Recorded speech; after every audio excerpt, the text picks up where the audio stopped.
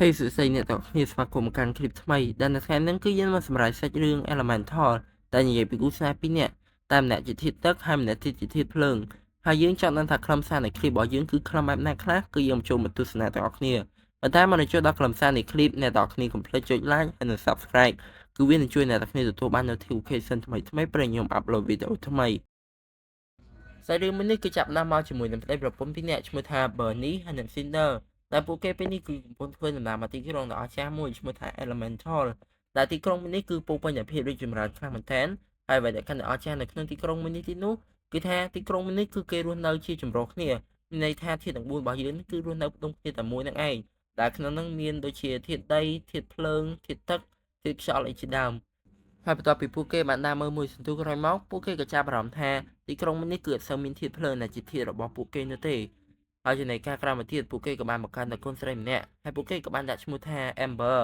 នឹងបានចាប់អាជីពធ្វើជាអ្នកលក់ចាប់ហួយចំពោះកូនស្រី Amber នេះគឺតាំងពីតូចដល់ធំគឺមានដងខ្លាំងមែនទែនដែលខាងកែច្នៃកញ្ចក់ធ្វើជាវត្ថុអនុស្សាវរីយ៍នឹងឯងហើយពួកគេទាំងអស់គ្នាមកគ្រួសារនេះគឺស្អប់មែនទែនធាតុទឹកឲ្យតែមានធាតុទឹកចូលក្នុងហាងពួកគេគឺថាដេញចេញយកតែម្ដង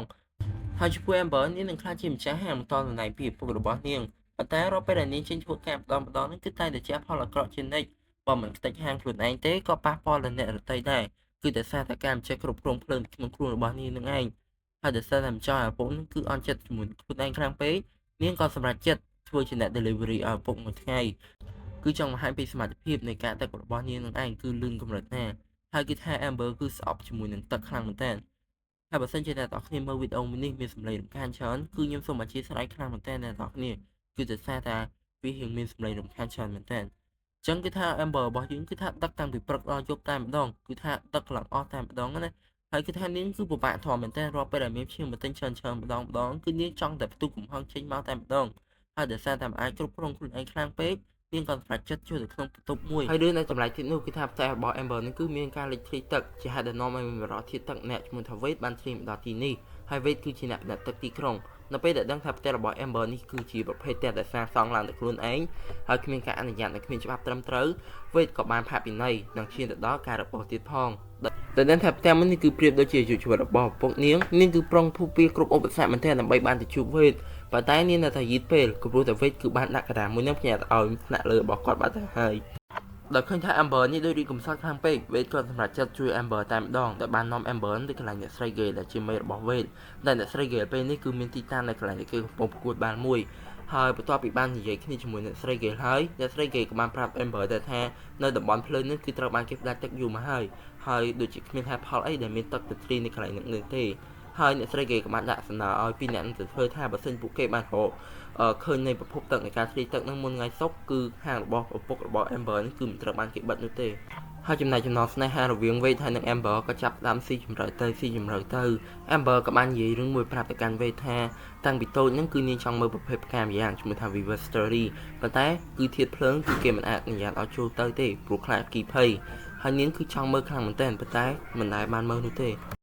ហើយនៅក្នុងខ្សែភ្នែកអ្នកគ្រប់គ្នាគឺចាត់ទុកធាតុភ្លើងគឺដូចជាធាតុមួយដែលចង្រៃខ្លាំងបំផុតអញ្ចឹងជាពិសេសគឺធាតុទឹកនឹងតែម្ដងហើយនាងគឺទទួលបានការរើសអើងពីធាតុទឹកគឺតាំងពីក្មេងមកម្លេះចឹងហើយគឺជាហេតុមួយដែលធ្វើឲ្យគ្រួសាររបស់ Amber នឹងគឺស្អប់ធាតុទឹកខ្លាំងមែនទែនបន្ទាប់ពីនិយាយគ្នារួចពួកគេក៏បានបន្តប្រភពនៃការធ្លាយទឹកមួយនឹងហើយដំណោះស្រាយរបស់អ្នកទាំងពីរនេះគឺការយកខ្សាច់ទៅបិទរន្ធដែលធ្លាយមួយនឹងហើយរងចាំដល់កម្មកររបស់អ្នកស្រីគេមកជួសជុលវាឡើងវិញហើយពួកគេក៏បានណាត់ជួបគ្នាម៉ោង3នៅថ្ងៃស្អែកដើម្បីមកណាត់ជួបគ្នាហើយនៅថ្ងៃស្អែកម៉ោង3 Amber ក៏បានមកណាត់ជួបជាមួយនឹង Wade ដោយតាមការសន្យាមែនហើយនាងគឺមកទាំងខុសច្បាប់គ្រួសារហើយដោយសារច្បាប់គ្រួសាររបស់នាងគឺអនុញ្ញាតឲ្យរៀបការបានតែធៀបដូចគ្នាតែប៉ុណ្ណោះគឺធៀបភ្លើងនឹងឯងធ្វើសិបតែពួកគេគឺស្គាល់គ្នាបានរយៈពេលខ្លីមែនប៉ុន្តែគឺបានបង្កើននៅអនុស្សាវរីយ៍ច្រើនខ្លាំងមែនទែន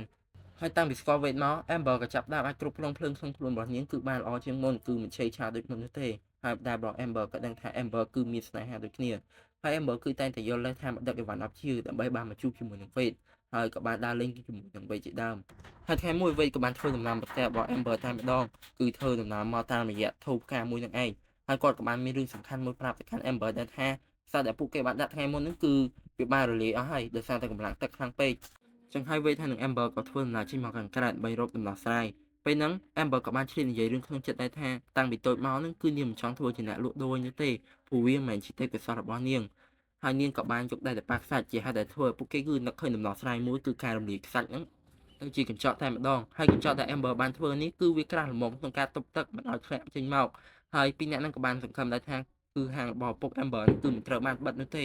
ដោយចាំដំណឹងយូរពេក Amber ក៏សម្រេចចិត្តទៅផ្ទះរបស់វាតែម្ដងហើយម្ដាយរបស់ Amber ក៏លួចតាមទៅពីក្រោយហើយម្ដាយរបស់ Amber ក៏មិនត្រូវបានគេឲ្យចូលដែរដោយសារតែអ្នកយាមហ្នឹងគឺគាត់មិនឲ្យចូលនោះទេហើយឈ្មោះម្ដាយរបស់ Wade វិញគឺស្រឡាញ់ Amber ខ្លាំងមែនទែនដោយលើការសរសើរពីកូនប្រុសរបស់គាត់គឺ Wade ហ្នឹងគឺជាញឹកញាប់រហូតហើយពេលមួយពេលដែលពូរបស់ Wade បានធ្វើឲ្យការបែក Amber ក៏បានបញ្ចេញនូវសមត្ថភាពរបស់គាត់កែប្រែអំបែកដបទាំងអស់ហ្នឹងទៅជាការមួយយ៉ាងស្អាតតែម្ដងតែ Amber ក៏នឹកឃើញដល់ការប្រឹងប្រែងរបស់ពុកម្ដាយរបស់ខ្លួនហើយក៏ដឹងថាស្នេហារវាងអ្នកទាំងពីរនេះគឺមិនអាចទៅរួចនោះទេដោយសារតែប្រធានផ្សេងគ្នាហើយពេលមកដល់ផ្ទះឪពុករបស់ Amber ក៏បានរៀបរាប់ពីជីវិតរបស់គាត់ប្រាប់ទៅកាន់ Amber ដែលពីក្មេងហ្នឹងគឺគាត់បានចាក់ចេញមកនៅទីក្រុងមួយនេះប៉ុន្តែគឺមិនត្រូវបានគ្រប់គ្រងដោយឪពុករបស់គាត់នោះទេហើយពេលដែលថ្ងៃគាត់ចាក់ចេញមកគាត់ក៏បានធ្វើពិធីប្រពៃណីមួយគឺការគោរពខ្លាំងមែនទែនប៉ុន្តែឪពុករបស់លោក Bernie ហ្នឹងគឺមិនខ្វល់នោះទេប៉ុន្តែគាត់គឺកាត់ផ្ទុយពីឪពុករបស់គាត់គឺគាត់ផ្ដល់សិទ្ធិសេរីភាពឲ្យទៅកូនរបស់គាត់ចា៎ហើយគេថា Amber គឺមានសិទ្ធិក្នុងការជ្រើសរើសនឹងឯងហើយគេថាសាច់រឿងរបស់យើងគឺមានតែប៉ុណ្្នឹងទេអរគុណអ្នកនរគ្នាសម្រាប់មើលខ្លាំងមែនទែនជួបគ្នានៅវីដេអូក្រោយកុំភ្លេច Subscribe ខ្ញុំអ្នកមួយ